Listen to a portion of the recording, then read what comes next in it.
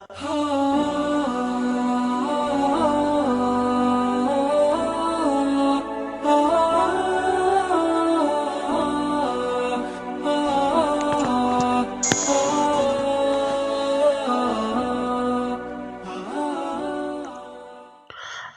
ونصلي على رسوله الكريم اما بعد فاعوذ بالله من الشيطان الرجيم بسم الله الرحمن الرحيم عن عبد الله بن عمرو رضي الله تعالى عنه قال قال رسول الله صلى الله عليه وسلم كتب الله مقادير الخلائق قبل ان يخلق السماوات والارض ب50 ألف سنة قال كان عرشه على الماء۔ حضرت عبداللہ بن عمر رضی اللہ تعالی عنہ سے روایت ہے کہ رسول اللہ صلی اللہ علیہ وآلہ وسلم نے فرمایا، اللہ تعالی نے تمام مخلوقات کی تقدیریں آسمان و زمین کی تخلیق سے 50,000 سال پہلے لکھ دی تھیں، اور آپ صلی اللہ علیہ وآلہ وسلم نے فرمایا اس وقت عرش پانی پر تھا۔ اس حدیث کے اندر تقدیر کے بارے میں بیان ہے کہ اللہ تعالی نے انسانوں کی پیدائش سے 50,000 سال پہلے آسمان اور زمین کو پیدا کرنے کے 50,000 سال پہلے ان کی تقدیر اللہ رب العزت نے لکھ دی تھی۔ تو یہاں پر مقادیر کا لفظ آیا ہے۔ مقادیر یہ مقدار کی جمع ہے، اور مقدار کا معنی ہوتا ہے پیمانہ۔ قرآن مجید میں اللہ رب العزت نے یہ ارشاد فرمایا، اِنَّا كُلَّ شَيْءٍ خَلَقْنَاهُ بِقَدَرٍ، اور دوسری جگہ ارشاد فرمایا کہ وہ كُلَّ شَيْءٍ عِنْدَهُ بِمِقْدَارٍ۔ تو ان کا مطلب یہ ہے کہ اللہ رب العزت کے ہاں ہر چیز کا ایک ضابطہ اور ایک معین پیمانہ اور مقررہ وقت ہے، اور انسان کے لیے اللہ تعالی کی ذات نے جو تقدیر لکھی ہے اس پر ایمان لانا انسان کے لیے فرض اور لازم ہے۔ اللہ رب العزت نے انسان کی تمام چیزیں انسان کی پیدائش سے پہلے ہی لوح محفوظ میں لکھ دی ہیں کہ یہ انسان کیا دنیا میں جا کر کیا کرے گا، یہ اچھے اعمال کرے گا یا برے اعمال کرے گا، یا اس کا رزق کتنا ہوگا، اس کی عمر کتنی ہوگی۔ تو انسان جو ہے جو اعمال کرتا ہے وہ اللہ تعالیٰ کے علم اور اندازے کے مطابق کرتا ہے،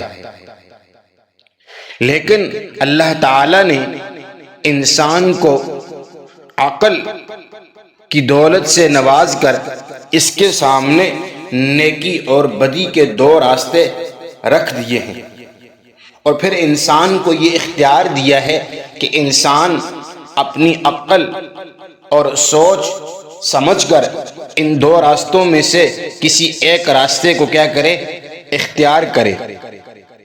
اگر انسان نیکی کا راستہ اختیار کرتا ہے تو یہ اللہ رب العزت کی خوشنودی کا باعث بنے گا، اور پھر اللہ رب العزت اپنے فضل اور کرم سے اس کو اپنی رحمت سے نوازیں گے، اور پھر اس کے لیے ہمیشہ ہمیشہ کامیابی کے راستے کھلیں گے، اور آخرت میں اللہ رب العزت اس کو اس پر انعام دیں گے اور اس کا بدلہ دیں گے۔ لیکن اگر ایک انسان گناہ کا راستہ اختیار کرتا ہے تو پھر یہ اللہ تعالیٰ کے غضب اور اللہ تعالیٰ کی ناراضگی کا باعث ہوگا، جس کی وجہ سے اللہ رب العزت اس انسان کو سزا دیں گے، اور پھر یہ انسان عذاب کا مستحق ہوگا۔ اور یہاں پر ایک بات یہ بھی ذہن نشین کر لینی چاہیے کہ یہ جو تقدیر کا مسئلہ ہے یہ ہماری عقل اور ہماری سوچ و فکر سے باہر ہے، کیونکہ یہ اللہ تعالیٰ کا ایک ایسا راز ہے کہ جس کا انسانی عقل کے اندر آنا تو درکنار، اللہ رب العزت کے جو مقرب فرشتے ہیں ان پر بھی اس کو ظاہر نہیں کیا گیا، اور نہ ہی اس کا راز کسی پیغمبر اور رسول کو معلوم ہے۔ اس لیے ہمیں یہ چاہیے کہ ہم اس تقدیر کے مسئلے میں اپنے عقل کے دوڑوں کو زیادہ نہ دوڑائیں اور اس کے بارے میں زیادہ سوچ اور فکر نہ کریں، بلکہ اللہ اور اس کے رسول نے ہمیں جو باتیں بتلائی ہیں اور جن اعتقاد کو ماننے کے لیے کہا ہے تو اس پر ہی ہم کیا کریں، عمل پیرا ہوں، اور نہ اپنے عقل کے تیروں کو چلائیں۔ اگر ہم اپنی عقل کے اوپر، اپنے ذہن کے اوپر زیادہ زور ڈالیں گے اور سوچ و فکر کرنے کی کوشش کریں گے تو پھر ہم گمراہی کی طرف چلے جائیں گے۔ کیا کریں گے؟ پھر کیا ہوگا؟ ہم گمراہی کی طرف چلے جائیں گے اور پھر یہ مسئلہ ہمارے لیے بہت پیچیدہ ہو جائے گا۔ حضرت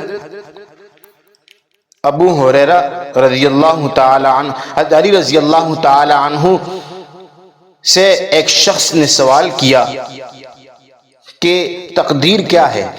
تو حضرت علی رضی اللہ تعالی عنہ نے یہ فرمایا کہ یہ ایک بڑا راستہ ہے، اس پر نہ چلو۔ اس شخص نے پھر سوال کیا، حضرت علی رضی اللہ تعالی عنہ نے اس سے پھر یہ فرمایا کہ یہ ایک گہرا دریا ہے، اس میں نہ اترو۔ وہ شخص پھر نہ مانا، اس نے پھر یہ سوال کیا، تو آخر میں حضرت علی رضی اللہ تعالی عنہ نے یہ فرمایا کہ یہ خدا کا ایک راز ہے جو تم سے پوشیدہ ہے، اس لیے اس کی تفشیش اور اس کی تحقیق میں مت پڑو۔ تو حدیث پاک میں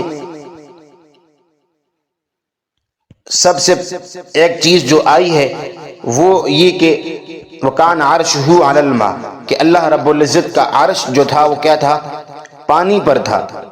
تو اس کا مطلب یہ ہے کہ سب سے پہلے تو سمجھنے کی ضرورت یہ ہے کہ قرآن مجید میں یہ کس مفہوم میں آیا ہے۔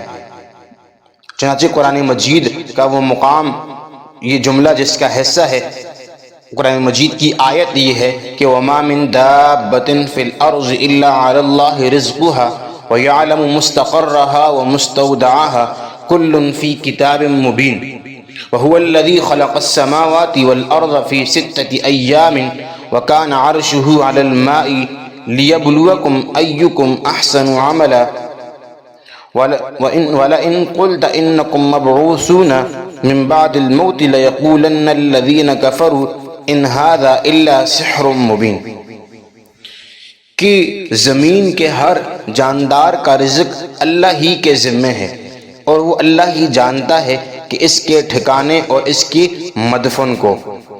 ہر ایک چیز کتاب میں واضح درج ہے، اور وہی اللہ ہے جس نے آسمانوں اور زمینوں کو 6 دن میں پیدا کیا اور اس کا عرش پانی پر تھا تاکہ تمہیں جانچے کہ کون اچھے عمل کرنے والا ہے۔